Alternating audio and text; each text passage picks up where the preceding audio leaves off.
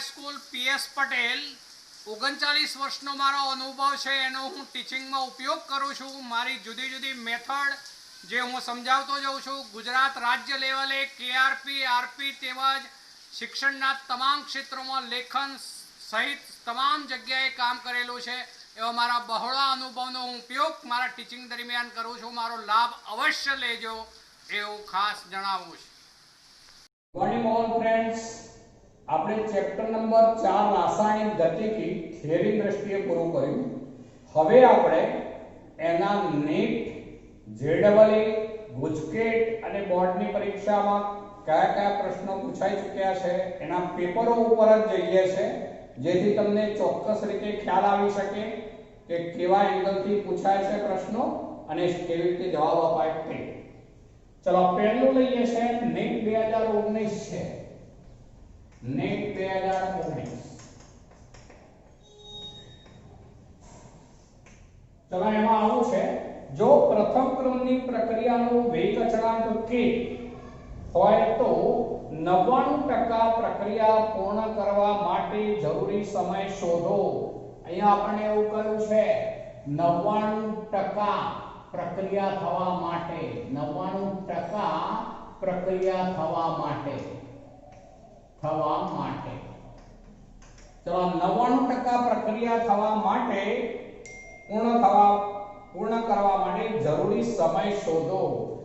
चलो अहींया जे ऑप्शन आपेला छे मित्रों t बराबर 2.303/k ए रीते विविध ऑप्शन आपेला छे।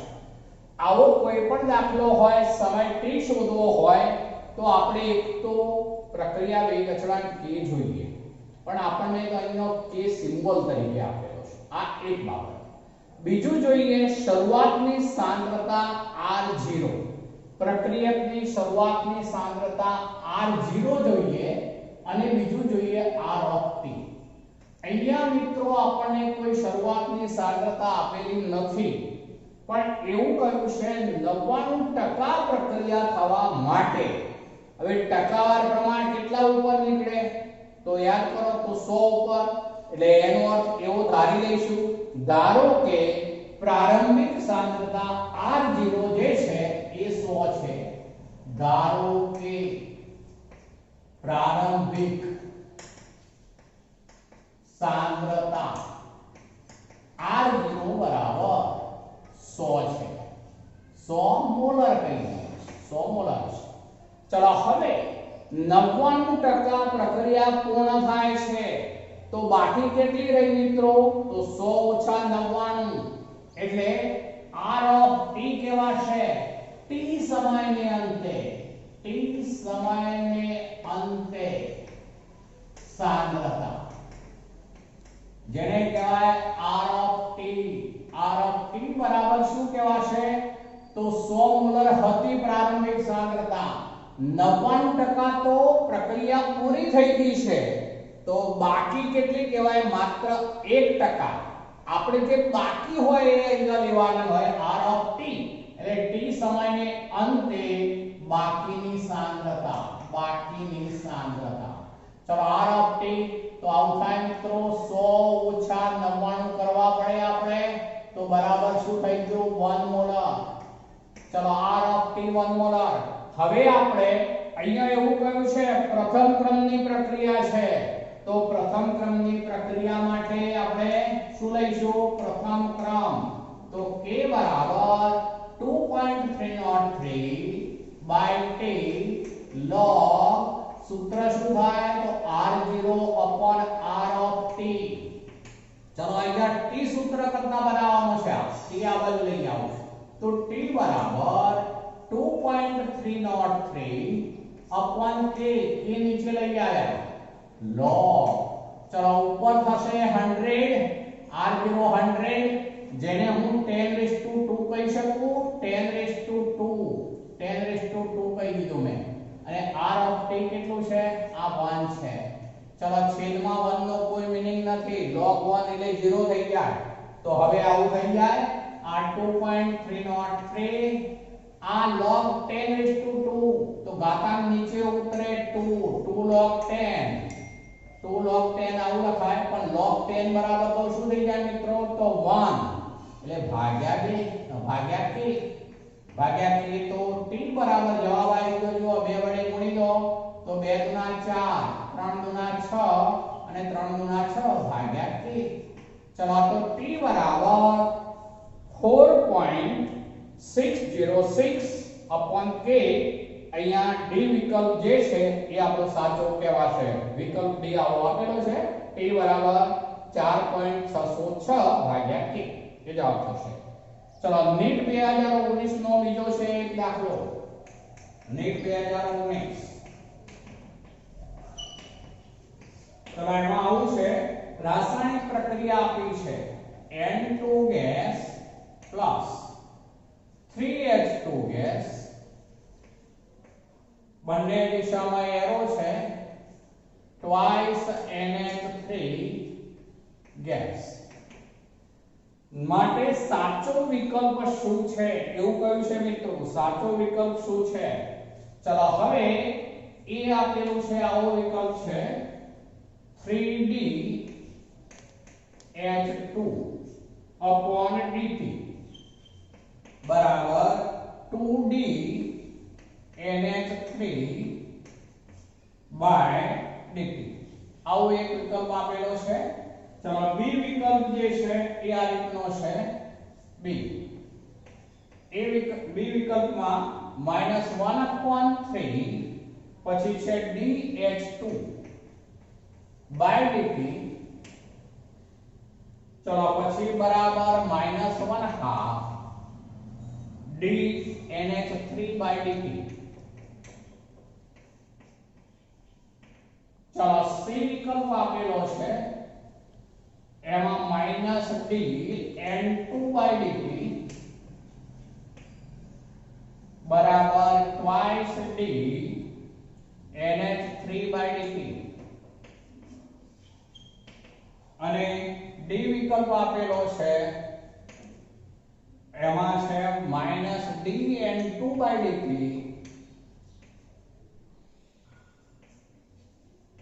N2 by dt બરાબર 1/2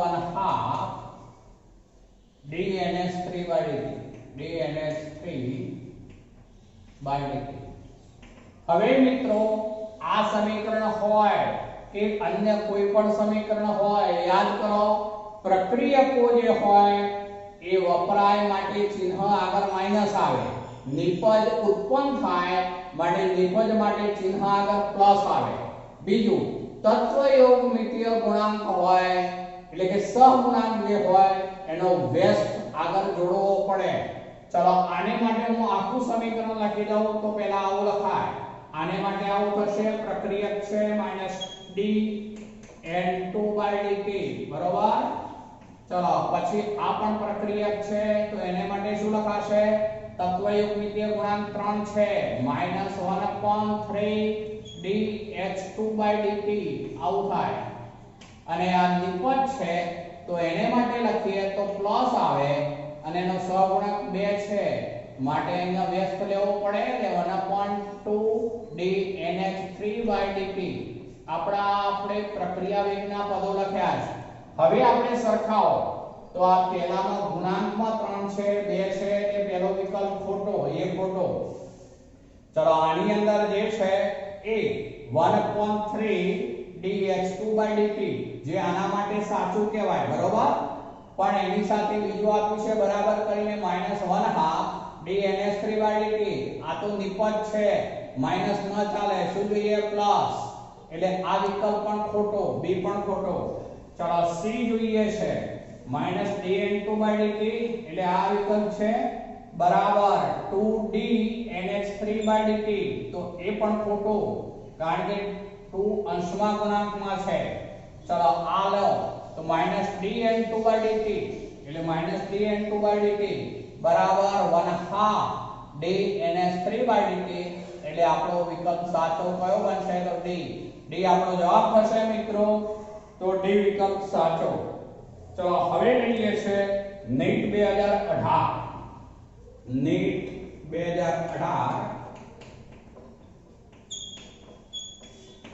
ચલો એમાં આવું છે જ્યારે પ્રક્રિયકની સાંદ્રતા બમણી કરવામાં આવે ત્યારે શૂન્ય ક્રમની પ્રક્રિયાનો અર્ધ આયુષ્ય સમય શોધો. ફરીથી બોલું છું. જ્યારે પ્રક્રિયકની સાંદ્રતા બમણી કરવામાં આવે ત્યારે શૂન્ય ક્રમની પ્રક્રિયાનો અર્ધ આયુષ્ય સમય શોધો. એમાં એક આપ્યું છે ફેરફાર થશે નહીં, બીજું આપ્યું છે અડધો છે, ત્રીજું આપ્યું છે 3 ગણો છે અને ચોથું આપ્યું છે બમણો છે. હવે જુઓ મિત્રો, શૂન્ય ક્રમની પ્રક્રિયાનો અર્ધ આયુષ્ય સમયની વાત કરી છે તો પ્રક્રિયકની સાંદ્રતા બમણી કરવામાં આવે ત્યારે શૂન્ય ક્રમની પ્રક્રિયાનો અર્ધ આયુષ્ય સમય. શૂન્ય ક્રમ માટે આપણે આવું સાબિત કર્યું છે, યાદ કરી લો. t1/2 બરાબર શું થઈ જાય તો r0 upon 2k upon 2k. તો એમ કહી શકાય t1/2 જે છે એ આ પ્રારંભિક પરિસ્થિતિ છે, આપણે એ વખતે આવું લીધેલું છે. હવે પ્રક્રિયકની સાંદ્રતા બમણી કરવામાં આવે છે તો બીજો t1/2 લઈ ગયા છે. જોજો, આને હું t1/2 1 એવું કહી દઉં છું.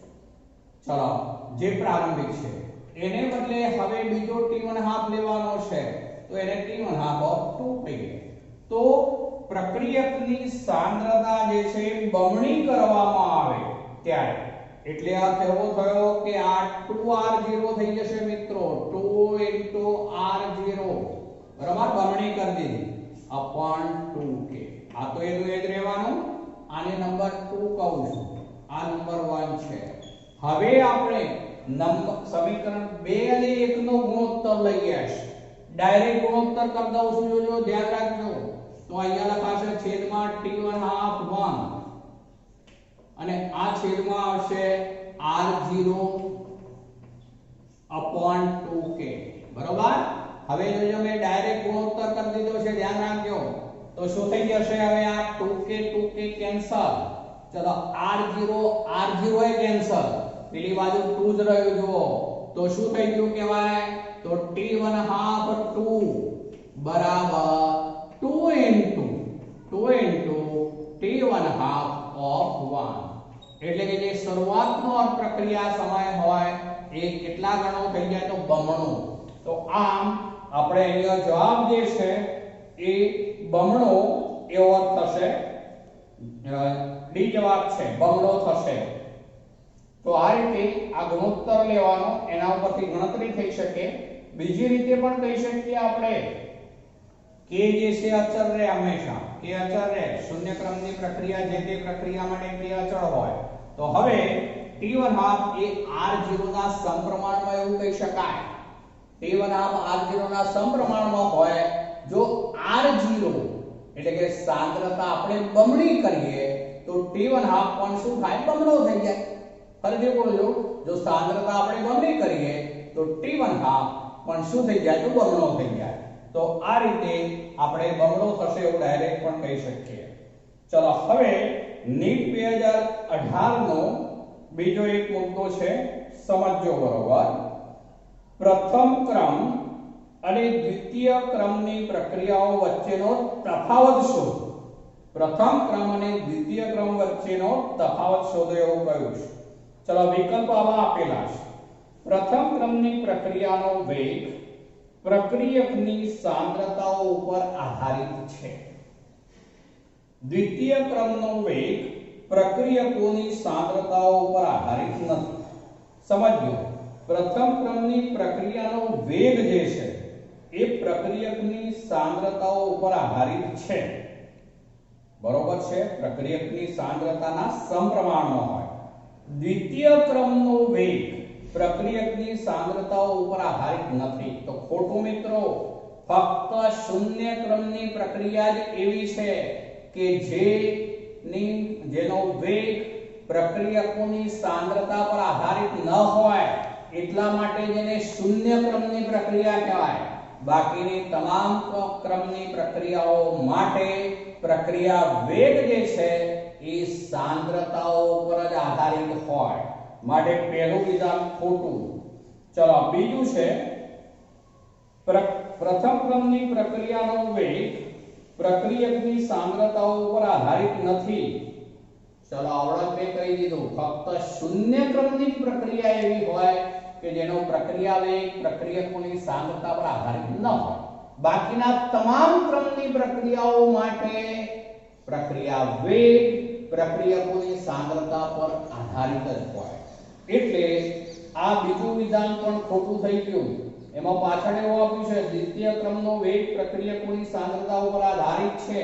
એટલે પાછળનો વિભાગ સાચો પણ આગળનો વિભાગ પ્રથમ ક્રમની પ્રક્રિયાનો વેગ પ્રક્રિયકની સાંદ્રતાઓ ઉપર આધારિત નથી એ ખોટું છે. માટે આખું વિધાન બી ખોટું. સી છે પ્રથમ ક્રમની પ્રક્રિયા ઉદ્દીપકીય થઈ શકે છે. એટલે કે ઉદ્દીપક દ્વારા તેના વેગમાં વધારો થઈ શકે છે. દ્વિતીય ક્રમની પ્રક્રિયા ઉદ્દીપકીય થઈ શકતી નથી. મિત્રો જે પ્રક્રિયાઓ સ્વયંસ્ફુરિત હોય એમનો પ્રક્રિયા ક્રમ ગમે તે હોય પણ એમાં મોટા ભાગની પ્રક્રિયાઓ ઉદ્દીપકની હાજરીને કારણે પ્રક્રિયા વેગમાં વધારો જ થાય એટલે જ એને ઉદ્દીપક કહેવાય. માટે આ વાક્ય પણ ખોટું. કારણ કે હવે એવું કહ્યું છે કે દ્વિતીય ક્રમની પ્રક્રિયા ઉદ્દીપકીય થઈ શકતી નથી એવું કહ્યું છે એટલે ખોટું છે. અને ચોથો ડી વિકલ્પ છે પ્રથમ ક્રમની પ્રક્રિયાનો અર્ધ આયુષ્ય સમય એ A0 પર આધારિત નથી. દ્વિતીય ક્રમની પ્રક્રિયાનો અર્ધ આયુષ્ય સમય A0 પર આધારિત છે. હવે અહીંયા અર્ધ આયુષ્ય સમયની વાત છે મિત્રો. પ્રથમ ક્રમ અને દ્વિતીય ક્રમ બેની વાત કરી છે. તો હું હવે સમજૂતી ઉપર જાઉં છું. જોજો પ્રથમ ક્રમની પ્રક્રિયા હોય ત્યારે પ્રથમ ક્રમ માટે હવે કહું છું પ્રથમ ક્રમ માટે T1 હાફ યાદ કરો. T1 હાફ બરાબર શું થઈ જાય તો 0.693 upon k બરોબર. પ્રથમ ક્રમ માટે T1 હાફ બરાબર 0.693 upon k. પ્રથમ ક્રમની જે તે પ્રક્રિયા માટે k નું મૂલ્ય અચળ હોય 0.693 એ પણ અચળ સંખ્યા થઈ ગઈ. એટલે એનો અર્થ એવો થયો કે ત્યાં કે R0 નું પદ નથી. અહીંયા A0 એવું લખ્યું છે. A0 એટલે સિમ્બોલ R0 છે. આમ આવું આપેલું છે A0 એ વાસ્તવમાં R0 છે. પ્રક્રિયકની સાંદ્રતા શરૂઆતની સાંદ્રતા એવો અર્થ છે. તો T1 હાફ નું મૂલ્ય પ્રથમ ક્રમની પ્રક્રિયા માટે પ્રારંભિક સાંદ્રતાથી સ્વતંત્ર છે. કઈ પ્રક્રિયા માટે? પ્રથમ ક્રમ માટે. પણ હવે દ્વિતીય ક્રમ માટે લઈએ તો આવું થાય. દ્વિતીય ક્રમ માટે T1 half is proportional to 1 upon R0 થશે. ચલો દ્વિતીય ક્રમ માટે T1 half is proportional to R0 પણ પ્રથમ ક્રમની પ્રક્રિયામાં R0 અથવા A0 નું પદ હોતું નથી. માટે એનાથી સ્વતંત્ર છે. એટલે અહીંયા ડી વિકલ્પમાં આવું આપ્યું છે પ્રથમ ક્રમની પ્રક્રિયાનો અર્ધ આયુષ્ય સમય A0 પર આધારિત નથી. તો બરોબર છે. ત્યાં A0 કે R0 નથી પ્રથમ ક્રમ માટે એની પર આધારિત નથી. દ્વિતીય ક્રમની પ્રક્રિયાનો અર્ધ આયુષ્ય સમય A0 પર આધારિત છે. તો દ્વિતીય ક્રમની પ્રક્રિયા માટે T1 હાફ નું મૂલ્ય જે મૂળ સાંદ્રતા હોય એના વ્યસ્ત પ્રમાણમાં છે. જો મૂળ સાંદ્રતાના વ્યસ્ત પ્રમાણમાં હોય એટલે એની પર આધારિત છે એવું કહેવાશે. માટે અહીંયા પણ જવાબ થયો ડી. ચલો હવે આપણે 2017 ના પેપર ઉપર જવું છે. અન્ય પેપરો જોતા જઈએ છે. 2017 ચલો નીટ 2017 લઈએ છે.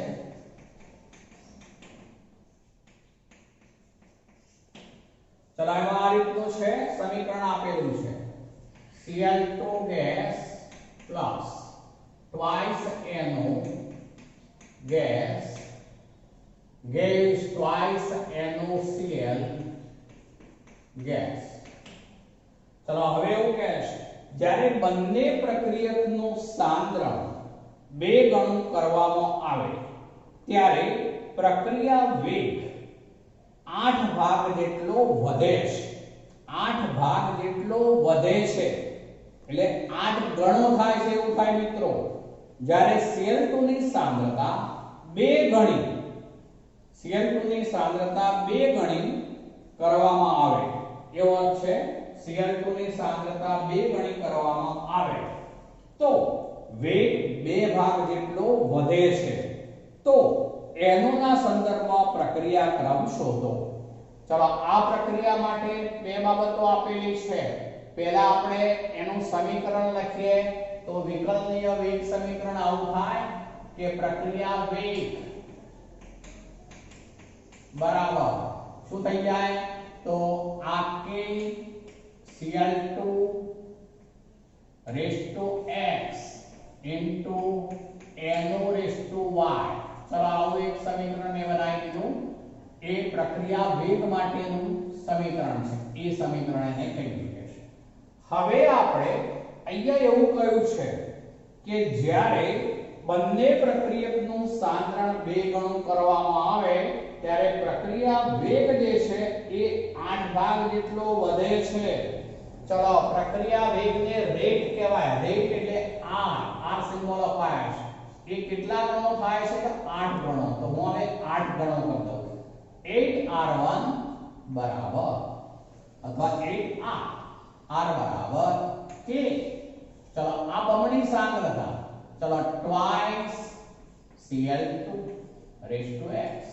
ચલો આની સાંદ્રતા પણ બમણી તો twice No raised to 1. ચલો આ સમીકરણ 1 બનાવી દીધું. બંનેની સાંદ્રતા બમણી કરીએ છે ત્યારે વેગ 8 ગણો થાય છે. પછી એવું કહ્યું છે જ્યારે Cl2 ની સાંદ્રતા 2 ગણી કરવામાં આવે ત્યારે વેગ 2 ભાગ જેટલો વધે છે એટલે કે બમણો થાય છે. એટલે twice r બરાબર k. ચલો હવે Cl2 એકલાની સાંદ્રતા બમણી કરવાની વાત છે. એટલે twice Cl2 raised to x. આ એમને રાખવામાં આવે છે No raised to y. ચલો આ નંબર 2 કરી દીધો.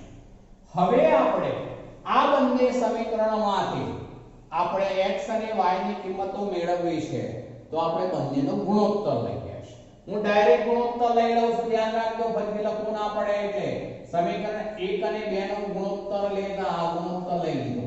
એટલે હવે આવું થઈ ગયું મિત્રો. આ બરાબર ચલો k ઉડી ગયા, r ઉડી ગયા. આ 4 ગુણા 4 થઈ ગયું. આ જુઓ બે સરખા છે ઉડી જશે. ચલો અહીંયા n raised to y છે. હું આને બેને જુદા પાડી દઉં તો આવું થઈ જાય મિત્રો. 4 બરાબર આવું લખાય 2 raised to y અને no raised to y. છેદમાં no raised to y છે. જુઓ no raised to y. હા તો આ બે ઉડી ગયા. હવે તો આવું થઈ ગયું 4 બરાબર 2 raised to y. તો હું આવું લખી શકું આ 4 ને 2 raised to 2 બરાબર 2 raised to y. જુઓ મેં આવું કરી દીધું. આધાર સરખા મળે ઘાતાંકો સરખા હોય એટલે y બરાબર શું થઈ ગયું તો 2. y બરાબર 2 એટલે no ના સંદર્ભમાં પ્રક્રિયા ક્રમ કેટલો થઈ ગયો 2. no ના સંદર્ભમાં પ્રક્રિયા ક્રમ કેટલો તો 2. આ જવાબ થઈ ગયો મિત્રો. no ના સંદર્ભમાં પ્રક્રિયા ક્રમ શોધો એવું કહ્યું આપણે. એટલે અહીંયા એના સંદર્ભમાં પ્રક્રિયા ક્રમ શોધી કાઢ્યો. અહીંયા આપણે આવી ગણતરીને સમજાવી. ફરીથી બોલું છું. પ્રક્રિયા વેગ બરાબર k પછી Cl2 raised to x No raised to y. આવું સમીકરણ લીધું. પછી આપણે એવું કહ્યું છે કે બંનેની સાંદ્રતા બમણી એટલે આ twice Cl2 લઈ લીધું, આ twice No લઈ લીધું. એ વખતે વેગ 8 ગણો થાય છે. એટલે 8r r એટલે વેગ તો 8r આપણે લીધો બરાબર k Cl 2 Cl2 raised to x into 2 No raised to y. એ એક સમીકરણ બનાવ્યું. બીજામાં એવું કહ્યું કે Cl2 ની સાંદ્રતા બમણી એટલે આપણે આની એકલી બમણી કરી જાય. એ વખતે વેગ બમણો થઈ જાય. એટલે આ બીજું સમીકરણ બનાવ્યું. બેનો ગુણોત્તર લઈ લીધો 4 ગુણા 8 એટલે અહીંયા 4 રહી ગયા. ઉડી ગયું k ઉડી ગયા. બે એનો ડાયરેક્ટ કહું તો ઉડી જાય. એટલે 2 raised to y 2 raised to y તો 2 raised to 2 બરાબર 2 raised to y. આધાર સરખા ઘાતાંક સરખા થાય માટે y બરાબર 2 થશે જે n ના સંદર્ભમાં પ્રક્રિયા ક્રમ ગણાશે. હવે હું આ ગણતરી સિવાય જો આપણે ધ્યાનમાં લેવું હોય તો કેવી રીતે થાય એ સમજાવું છું. આપણને એવું કહ્યું છે કે બંનેની સાંદ્રતા બમણી કરીએ છે ત્યારે વેગ 8 ગણો થાય છે, બરોબર? બંનેની સાંદ્રતા બમણી કરતા. પણ એકલા Cl2 ની સાંદ્રતા બમણી કરીએ તો વેગ કેટલા ગણો થાય છે? તો એ વખતે બમણો થાય છે. હવે Cl2 ની સાંદ્રતા બમણી કરીએ તો વેગ બમણો થયો, એટલે તો અર્થ એવો થયો કે Cl2 ના સંદર્ભમાં પ્રક્રિયા ક્રમ ગણીએ તો શું થયો? એના સમપ્રમાણમાં છે. Cl2 ની સાંદ્રતાના સમપ્રમાણમાં છે એટલે Cl2 નો પ્રક્રિયા ક્રમ કહું તો 1 થયો. સમજો, Cl2 નો કહું તો 1 થયો, પણ એની સાંદ્રતા બમણી કરવાથી વેગ બમણો થાય છે. એટલે અર્થ એવો થયો કે તો બંનેમાં આપણે બમણી કરીએ છે તો આ 8 પૈકીનો જે બમણો વેગ થયો છે 8 ગણા પૈકીનો એ કોના કારણે છે? તો Cl2 ને કારણે. આમાં પણ Cl2 ને કારણે બમણો થયેલો છે એવો અર્થ થઈ શકે. તો 8 ભાગ્યા 2 કરી દઈએ તો કેટલા આવે? 4. તો એ 4 ગણો વેગ થયો એ કોના કારણે છે? તો NO ની સાંદ્રતા બમણી કરવાને કારણે 4 ગણો વેગ થયો એમ મોઢે પણ કહી શકાય. અને માટે NO ની સાંદ્રતા બમણી કરીએ તો વેગ 4 ગણો થતો હોય તો NO ના સંદર્ભમાં પ્રક્રિયા ક્રમ 2 ગણાશે. એટલે 2 નો વર્ગ માટે 4 ગણો વેગ થઈ જાય.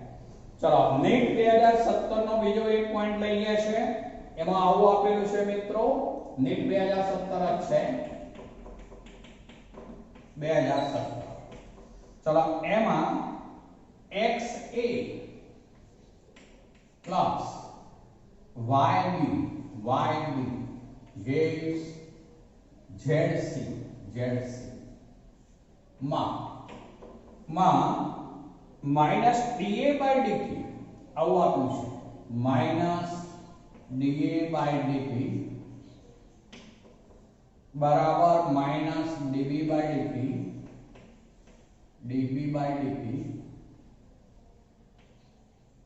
બરાબર આવું આપ્યું છે 1.5. અહીંયા એવું આપ્યું છે 1.5 dC by dt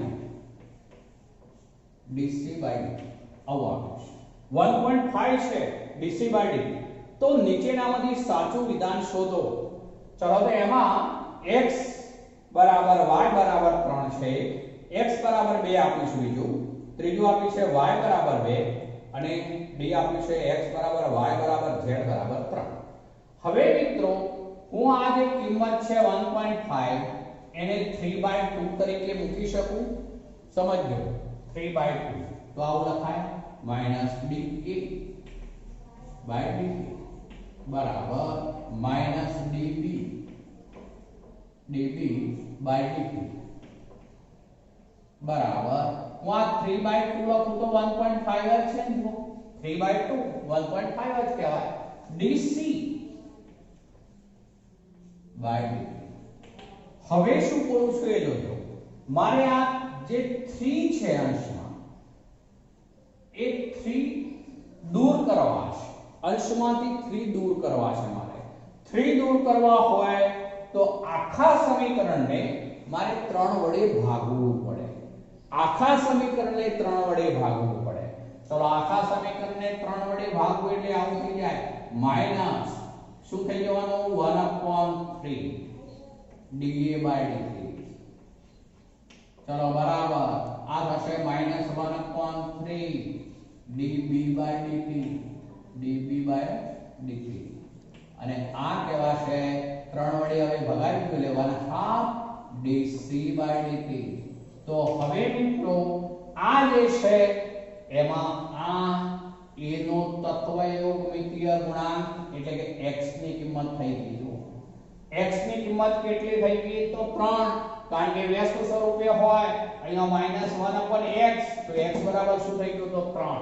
અહીંયા હોય -1/y તો y ની કિંમત પણ કેટલી થઈ? 3. ચલો આ જે છે એ હવે z ની કિંમત આ 2 છે. z ની કિંમત 2 -1/z અહીંયા આવે z ની કિંમત 2. એટલે અર્થ એવો થયો મિત્રો કે આ જે છે સમીકરણ એમાં x ની કિંમત 3, y ની કિંમત 3 અને z ની કિંમત 2. પણ હવે જે આપણને વિકલ્પ આપેલા છે કેવા છે એ કહું છું જોજો. વિકલ્પ આવા છે. એક વિકલ્પ છે x બરાબર y બરાબર 3, જે સાચો છે. x બરાબર પણ 3 છે, y બરાબર 3 છે. x બરાબર y બરાબર 3 સાચો છે. ચલો b માં આપ્યું છે x બરાબર 2 તો એ ખોટો. c માં આપ્યું છે y બરાબર 2 તો એ પણ ખોટો. અને d માં આપ્યું છે x બરાબર y બરાબર z બરાબર 3. ત્રણે 3 x y અને z ત્રણે 3 આપ્યા છે. એટલે d પણ ખોટો. d પણ ખોટો છે. એટલે જવાબ કયો થવાનો? a. x બરાબર 3, y બરાબર 3. આપણને z ની કિંમત નથી આપી, આપણે શોધી કાઢી. z બરાબર પણ કેટલા થાય તો 2 થાય છે. x બરાબર 3, y બરાબર 3 એ આપણો જવાબ થશે. એટલે જવાબ a. ચલો નીટ 2016 છે એમાં આ રીતનું છે. NH3 ને નીચા દબાણે ટંગસ્ટન. નીટ 2016 NH3 ને નીચા દબાણે ટંગસ્ટનના તાર ઉપર વિઘટન કરવાની પ્રક્રિયા પ્રથમ ક્રમની છે. કારણ કે પ્રથમ ક્રમની છે કારણ કે એ આપેલું છે પ્રક્રિયા વેગ સંપર્ક સપાટીથી સ્વતંત્ર છે. બી આપ્યું છે વિઘટનનો દર ખૂબ જ ધીમો છે.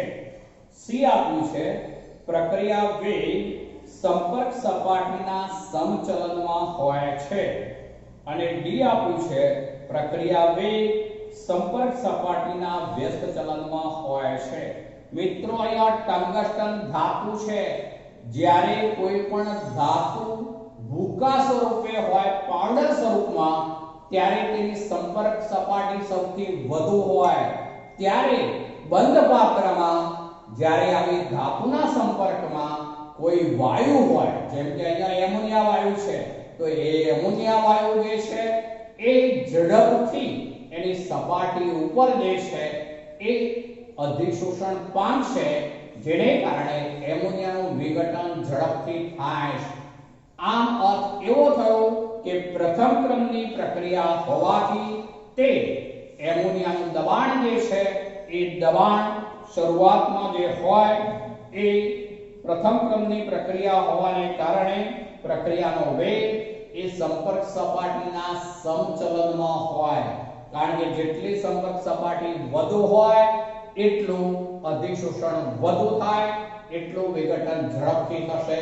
માટે અહીંયા જવાબ થશે સી, પ્રક્રિયા વેગ સંપર્ક સપાટીના સમચલનમાં હોય. ચલો બીજું છે એમાં થોડી સ્પષ્ટતા કરી દઉં છું. જ્યારે અહીંયા નીચા દબાણે વાત કરી છે, નીચા દબાણે જ્યારે પ્રક્રિયા હોય વાયુની વિઘટનની ધાતુના સંપર્કમાં, ત્યારે પ્રથમ ક્રમની પ્રક્રિયા હોય છે. પણ જેમ જેમ સમય પાસ થતો જાય તેના મોટા ભાગના છિદ્રો જે હોય ઢંકાઈ જાય. સંપર્ક સપાટી જે છે હવે લગભગ એમ કહીએ 55% પૂરી થઈ ગઈ છે, તો હવે 5% જ બાકી છે. એ વખતે તે પ્રક્રિયા શૂન્ય ક્રમની પ્રક્રિયામાં ફેરવાઈ જશે. એટલે કે ત્યારબાદ દબાણમાં ગમે તેટલો વધારો કરીએ પણ પ્રક્રિયા વેગ વધશે નહીં. શરૂઆતમાં જેટલું દબાણ વધુ હોય એ જ પ્રમાણે પ્રક્રિયા વેગ વધશે. એટલે પ્રક્રિયા વેગ દબાણના સમપ્રમાણમાં શરૂઆતમાં, એટલે શરૂઆતમાં જ એ પ્રથમ ક્રમની પ્રક્રિયા ગણાશે. પણ અમુક સમય બાદ તે શૂન્ય ક્રમમાં ફેરવાઈ જશે, કારણ કે એના ઘણા બધા છિદ્રો ઢંકાઈ જશે. ચલો નીટ 2016 નો બીજો એક મુદ્દો છે મિત્રો. તો એમાં પ્રથમ ક્રમની પ્રક્રિયાનો વેગ 10 સેકન્ડે 0.04 10 સેકન્ડ આપ્યું છે. એ વખતે વેગ શબ્દ વાપર્યો છે. વેગ આપેલો છે 0.04. વેગ એને r1 કહી દઈએ. તો r1 બરાબર આપ્યું છે આપણને 0.04. એનો એકમ છે mole metre inverse second inverse. એટલે આ વેગનો એકમ છે જુઓ છે જે 20 સેકન્ડે, એટલે બીજો સમય આપ્યો છે આપણે 20 સેકન્ડ.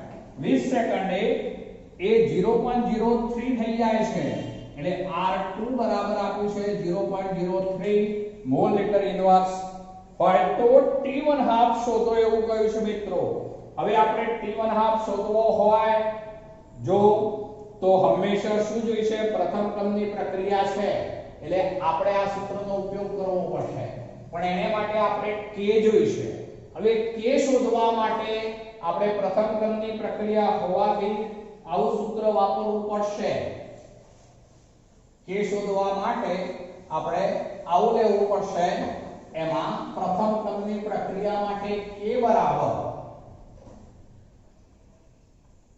પ્રથમ ક્રમની પ્રક્રિયા માટે આપણે k શોધવો પડશે પહેલા તો k બરાબર 2.303 upon અહીંયા હું આવું લખું છું t2 t1 કારણ કે બે સમય આપેલા છે. પછી લખાશે log એકને r1 લખાય બીજાને r2 લખાય. હવે બરોબર સમજજો આ r1 અને r2 તો સાંદ્રતાઓ છે. અહીંયા જે મેં આ લખ્યા એ તો વેગ છે પણ પ્રથમ ક્રમની પ્રક્રિયા માટે વેગ જે છે એ સાંદ્રતાના સમપ્રમાણમાં હોય. વેગ એ સાંદ્રતાના સમપ્રમાણમાં હોય. ક્યારે પ્રથમ ક્રમની પ્રક્રિયા માટે ફરીથી બોલજો પ્રથમ ક્રમની પ્રક્રિયા હોવાથી વેગ જે છે સાંદ્રતાના સમપ્રમાણમાં હોય એટલે આ ભલેને વેગ છે પણ તેમને સાંદ્રતાઓ r1 અને r2 તરીકે લઈ શકાય. માટે હવે હું એ કિંમત તો અહીંયા મૂકું છું તો બરાબર 2.303 આ 20 મિનિટ આ 10 મિનિટ log ચલો ઉપર વેલ્યુ થશે 0.04 હંમેશા વધુ હોય ઉપર લેવાની છેદમાં 0.03 તો 2.303 આ થઈ ગયું 10 આ log એ વેલ્યુ થશે જે છે એ 0.124 સીધી ડાયરેક્ટ કિંમત મૂકી દઉં છું 0.124. ચલો આપણી પાસે k આવી ગયો અત્યારે k આવી ગયો એમ કહું છું. ચલો સેકન્ડ ઇન્વર્સ પેલામાં છે એટલે આ k નો એકમ પણ સેકન્ડ ઇન્વર્સ ગણાશે અત્યારે. હવે આપણે t1/2 શોધવો છે. પેલું સૂત્ર આપણું t1/2 વાળું t1/2 બરાબર 0.693 upon k 0.693 upon k તો આ k ની કિંમત મૂકી દઈએ સાહેબ તો 2.303 into 0.124 ત્યારે આ 10 છેદના છેદમાં હોવાથી અંશમાં ડાયરેક્ટ લઈ લઈએ છીએ મિત્રો. તો બરાબર શું થઈ જશે હવે એનો જે જવાબ છે 0.693 ગુણ્યા 10 ભાગ્યા 2.303 અને 0.124 તો 24.1 સેકન્ડ આ જવાબ થશે. એનો અર્થ આવ્યો છે સવાય મિત્રો. તો આ 2016 નો એક બીજો મુદ્દો છે. તો એમાં રાસાયણિક પ્રક્રિયામાં ઉદ્દીપક ઉમેરતા શાનું મૂલ્ય બદલાય છે. રાસાયણિક પ્રક્રિયામાં ઉદ્દીપક ઉમેરતા શાનું મૂલ્ય બદલાય મિત્રો તો જે રાસાયણિક પ્રક્રિયાઓમાં સક્રિયકરણ ઊર્જાનું મૂલ્ય વધુ હોય ઊર્જા અવરોધ વધુ હોય તેવી પ્રક્રિયાઓ ધીમા દરથી થતી હોય છે. પણ જ્યારે તેમાં ઉદ્દીપક ઉમેરવામાં આવે ત્યારે પ્રક્રિયક ઉદ્દીપક સાથે જોડાય નવા સક્રિયકૃત સંકીર્ણનું નિર્માણ કરે જેને કારણે તે નવા પ્રક્રિયા પથને અનુસરે જેને કારણે સક્રિયકરણ ઊર્જા એક્ટિવેશન એનર્જી એ એનું મૂલ્ય ઘટશે. માટે જે સક્રિયકૃત સંકીર્ણની અવસ્થા પ્રાપ્ત કરવી સરળ નિપજ બનવી સરળ માટે મિત્રો અહીંયા જવાબ થશે સક્રિયકરણ ઊર્જાનું મૂલ્ય બદલાશે. ચલો આજે આટલે સુધી રાખીએ છીએ.